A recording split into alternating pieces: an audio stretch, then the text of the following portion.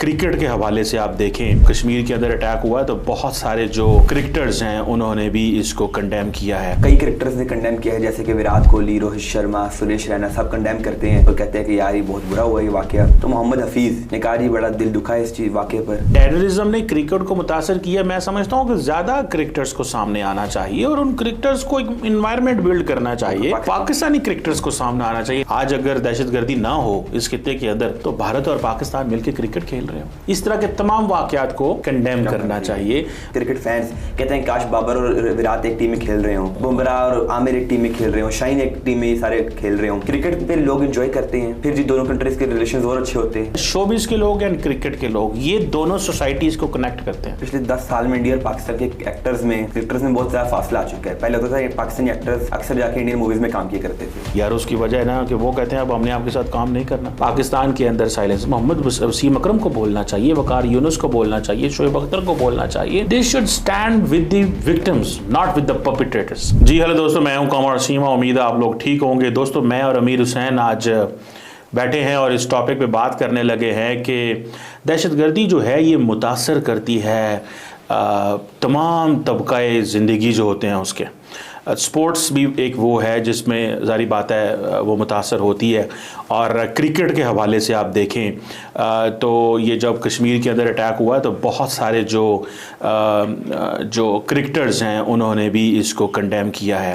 अब देखना ये है कि जिस चीज़ को मैं समझना चाहता हूँ कि कौन कौन से भारत और पाकिस्तान के जो क्रिकेटर्स हैं वो इस वाक़े को कंडेम करते हैं और क्या क्रिकेटर्स नॉर्मली साइलेंट रहते हैं या वो बात करते हैं। अमीर हुसैन से बात करते हैं। अमीर हुसैन, क्रिकेटर्स का क्या रिएक्शन आया, क्योंकि दहशतगर्दी तो सबका एक जॉइंट मसला है, क्या कहेंगे, क्या क्या क्रिकेटर्स ने कहा है? मैं सबसे पहले तो ये वाक़या जो है काफ़ी अफसोसनाक वाक़या था और पूरे क्रिकेट वर्ल्ड को भी हैरानगी हुई, क्योंकि इंडिया में IPL चल रहा है और पाकिस्तान में PSL चल रहा है। हर बंदा वो देख रहा था, एंजॉय कर रहा था, यकदम ये बीच में वाक़या हो गया।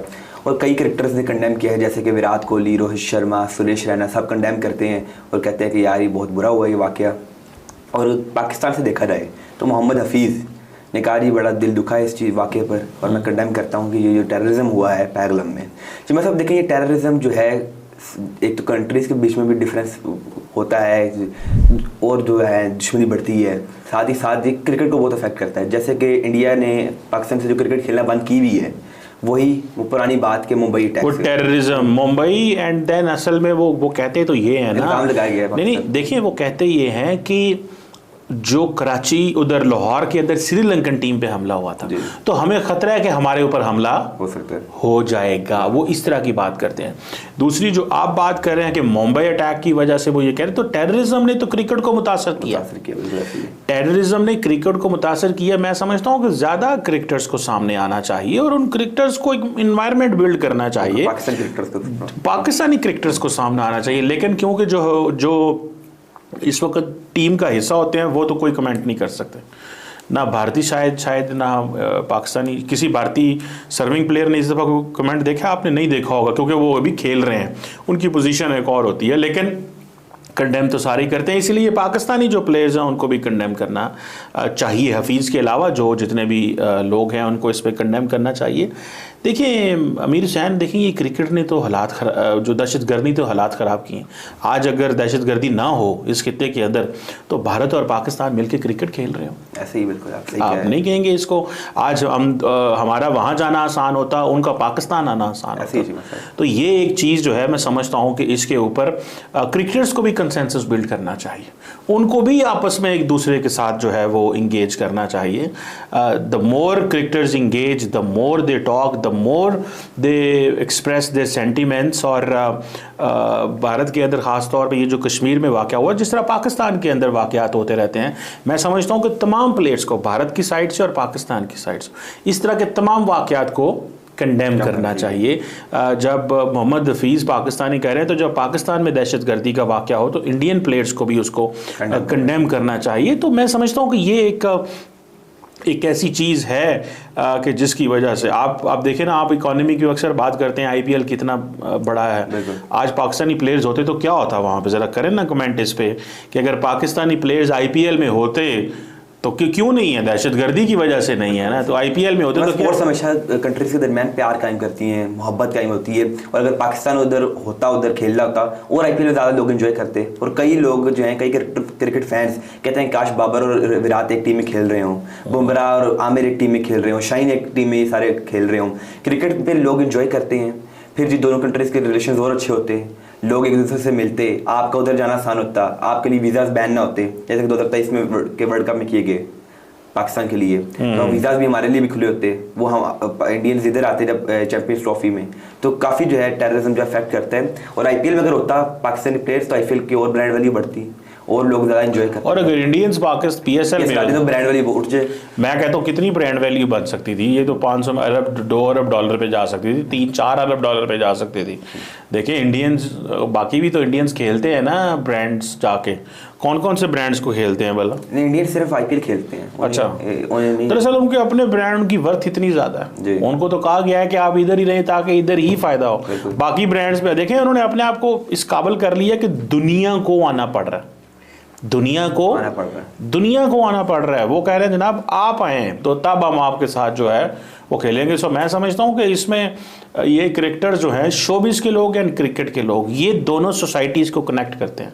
अब इंडिया के अंदर एक ये भी इम्प्रेशन आ गया, वो कहते हैं जी कि वो क्या नाम है लड़के का यार जिसने इंडिया में, फवाद खान को क्यों लाया गया? वो एक इंडिया की हैं सुषमा सीन, एक मेरा ख्याल है एक्ट्रेस हैं।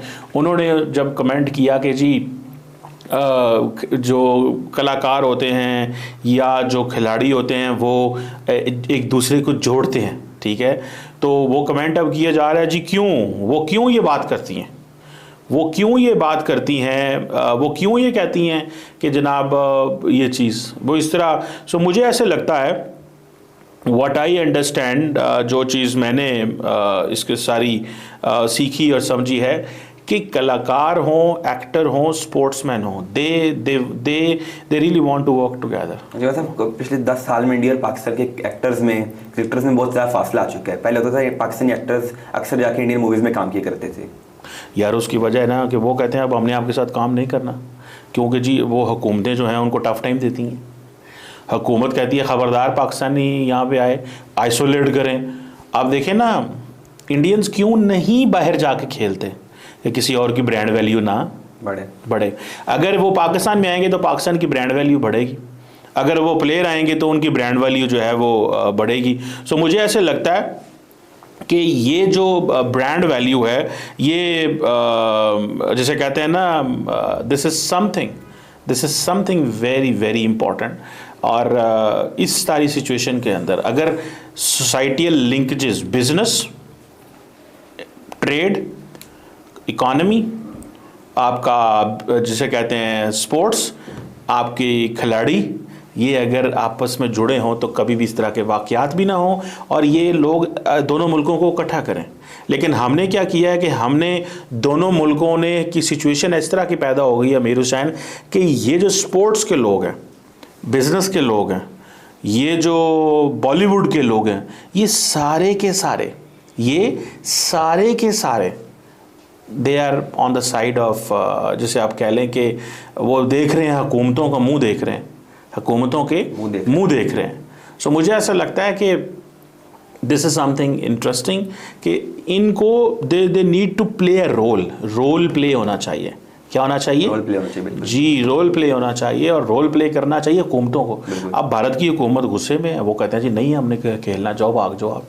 पाकिस्तान कहता है नहीं हम खेलना चाहते हैं, हम इंडिया को इन्वाइट करते हैं, वो कहते हैं नहीं हमने खेलना, जाओ भाई जाओ, हमने नहीं खेलना आपके साथ। सो मैं समझता हूँ कि ये at the end of the day आपने करीब आना ही आना है, बिल्कुल, क्योंकि जोग्राफिकल प्रॉक्सिमिटी ऐसी है। बिल्कुल ऐसी है।